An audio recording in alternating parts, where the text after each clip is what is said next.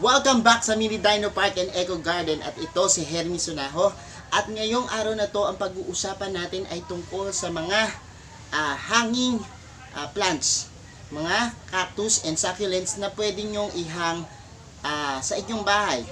So kung ready na kayo, tutok lang mga ka-MDP.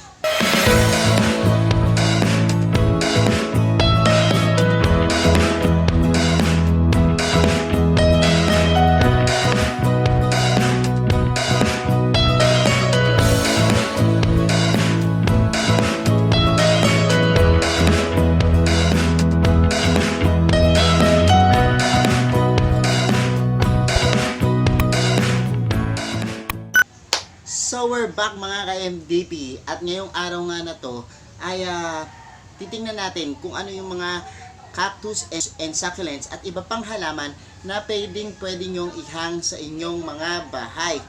Dahil nowadays talagang parang problema ng iba sa atin yung space. Kung limited lang yung space natin at hindi tayo makapaglagay ng mga halaman sa ating mga bahay, pwede tayong gumamit ng mga hanging pots. And ano-ano nga ba yung mga halaman na pwede nating ilagay sa mga hanging pots. And ayan, iikot tayo sa garden natin para tingnan kung ano yung mga halaman na inilagay namin sa aming mga hanging pots. Okay? So ayan na mga MDP, ikot na tayo and tingnan natin tong ating Portulaca tricolor. Ang haba niya, oh. Napakaganda niyang ihang because humahaba talaga siya. And ang gusto ko dito is yung kulay niya talaga, lalo na pag nagfo-full sun siya, nagkukulay pink itong ating Portulaca. So ito naman, yan, itong turtle vine, napakaganda rin niyang ihang, lalo na kapag ito yung halimbawang bumilog siya, kasi yan bumibilog yan yung mga yan, titrim nyo lang siya ng konti tapos bibilog siya. So ang ganda, may mga iba't ibang klase ng turtle vine. Makikita nyo yan dito sa ating garden pag ikot natin. Okay? So dito sa loob ng collection area, ayan, makikita nyo. Ito naman yung mga cactus na pwede nating ihang. Katulad nitong itong ating ayan, iyang monkey's tail. So yung isang monkey's tail natin, oh, nakahang siya. And ang ganda niya because itong mga pinaka niya bumababa yan. So yung monkey's tail, tsaka maganda yung kulay niya, may yellow. So ito pa, ito turtle vine din to. So ayan, meron tayong wandering dew. Ang ganda sa wandering dew is parang ma-violet siya. So ayan, yung mga hinang nating plants dito sa collection area. Ayan. So, ayan siya. Dito ako sa taas. Kita nyo, ang ganda. Dito ako sa taas. And, ito yung cactus na pwedeng nire-recommend kong lagay nyo sa hanging pots. Kasi, ang ganda niya. Lalo na pag ito humaba pa. Bababa siyang pag ganun. So, maganda yung monkey's tail na ihang. Ayan, baka mahulog ako dito. Okay. So, ayun pa yung isa. Ayan. So, makikita nyo. Yan yung mga cactus na pwedeng ihang. Tapos yung mga succulents. Ayan, oh. Ang ganda. So, punta naman tayo sa ibang lugar. So, ngayon naman pupunta tayo dito sa ating propagation area. Ayan. Ayan, ito. Itong ating Hoya Hindo rope. Ang haba na, oh. So, napakahaba na nitong ating Hoya. And ang ganda niya, ito ay Hindo crinkle rope. Ayan. So, pakita ko sa inyo na malapitan. Ayan. So, ayan. Tapos, ito, kaya lang madaming damo na to itong string of dolphins. Ayan, tawag na string of dolphins yun. So, ito naman dito, makikita nyo itong ating, meron tayong video nito yung propagations ng pillow succulents. So ayan, so ito tatlo yan nakaganon, and ito nakaganon. Yan. Dun sa mga may mga head pots din pwede itong ilagay. So yan, nakahang din yung mga pillow plants namin dito. So ang ganda niyan, di ba? Ayan. So, ito rin. Kaso hindi masyadong umaano eh. I don't know kung sa soil ang problema nitong ating parang itong butterfly na to. Yan. So, papalitan ko siguro yan ng soil. And string of hearts. Ito, napakaliit lang talaga nitong string of hearts natin before. Pero ngayon, ayan, malaki na yung ano niya at may mga bulaklak. So, ayan yung mga string of hearts. So, ito yung nasa vlog ko before na paano paramihin yung turtle vine. Ayan, may variegated turtle vine na kasama. Ang laguna niya ngayon, no? So, look. Napakalaguna niya. Ang maganda rin yan. Bugmilog, meron kami doon isa. So, etong asparagus, maganda rin siyang ihang. Kasi parang so, yan. So, potos. Yan. Golden potos. Pwede nyo rin siyang ihang. Pababa siya. And itong mga cactus na stinky na to, pwede nyo rin siyang ihang. Maganda rin siyang nakahang. So, ayan. Ito. Anong plants nga ba? Ito pa ID nito. Pero mahal daw to eh. Na ngayon eh. Pero dati, nakukuha lang namin to sa kilid-kilid. So, ayan. Naman ng ating pillow plants. So, ang kapal. Itong buros. Ayan. Ang ano na siya talagang dito na siya ulan at arawan, stable na talaga tong ating buros. So yan, maganda siya dito. So ito, bago lang to, bagong lagay namin itong string of pearl.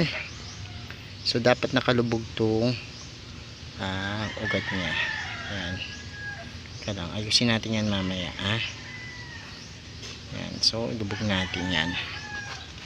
And then ito, kita nyo, ang bilis nitong lumaki. Itong plants na to, ang ganda rin niya. So maganda rin siyang nakahang. And then ito ring isa na to, ito yung sinasabi ko sa inyo sa live video namin sa Facebook page na namumulaklak ng white. Ang ganda niya rin yan, pag lumago pwede nakahang. Ito, naku, ang dami na nating damo. So hindi na makasunod yung string of pearl, string of teardrops. Okay yan.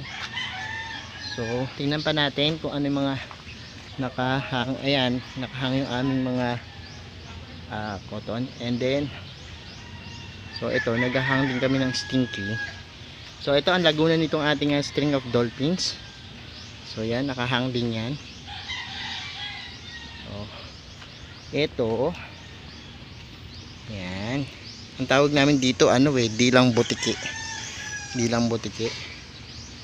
And ito rin string of hearts, pero parang string of turtle yung tawag nila doon sa makapal, sa iba rin. Tapos parang may halo siya, pinagsama-sama ko to. Ito yung mga napuputol lang, tapos pinagsasama-sama ko lang sa isang pot. And ayan, tingnan nyo, nagkaroon siya ng tubo na siya.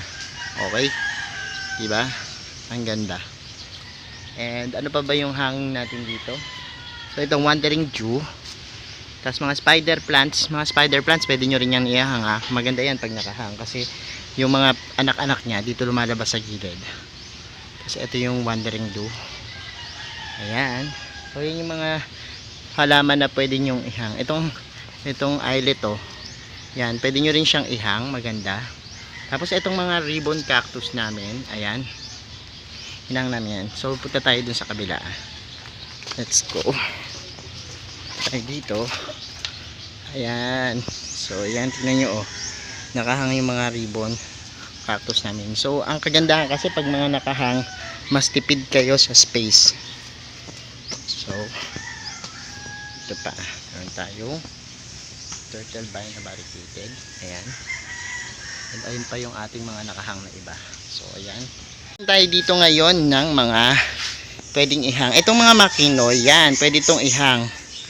Yan, kasi pababa sila. And usually, ayan, yan, mga pwedeng ihang yan. And nakakatuwa sa kanila kasi pag naging stable na to, hindi siya masyadong delikado sa tubig. Napansin ko kasi yung mga ganyan, yung mga madahon-dahon, talagang pero pag para safe kayo, gawin nyo yung nasa video natin, yung rule of thumbs ha. So ano pa ba dito? Itong mga portulaca, iba-ibang kulay, maganda yan nakahang. Yan. So, may mga turtle vein dyan. Ayan. So, itong magic rose, Actinia, na pink ang bulaklak. Ayun yung bulaklak niya, no? Yung mga hindi nakakita ng bulaklak niyan. Ayan. Ayan. Yan ang bulaklak ng Actinia rose, magic rose. Pwede yang ihang. Maganda yung nakahang. So, yan. Yun lang sa mga suklian. Meron yung variegated, ayan, variegated siya na magic rose. Ito. So, yan. Maganda rin siya pag nakahang. Ayan. Tapos, meron tayong hanging jade. Asan yung hanging jade natin? Parang naubos na. So, hanapin natin yung hanging jade. So, feeling ko naubos na eh. Pero, yung mga hanging jade, pwede rin yan. Ayun, meron ditong isa kaso maliit lang. Kaya ito kasing hanging jade na to, nagahang siya. Gumaganon o trailing din siya. Pababa. Actually,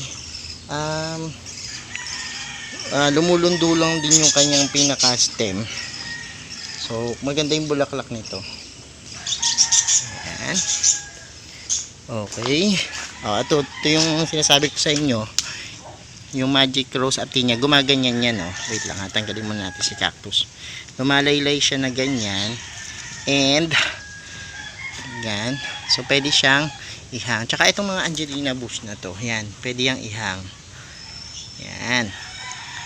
So, yan yung mga nire-recommend ko sa inyo na pwedeng ihang na mga halaman.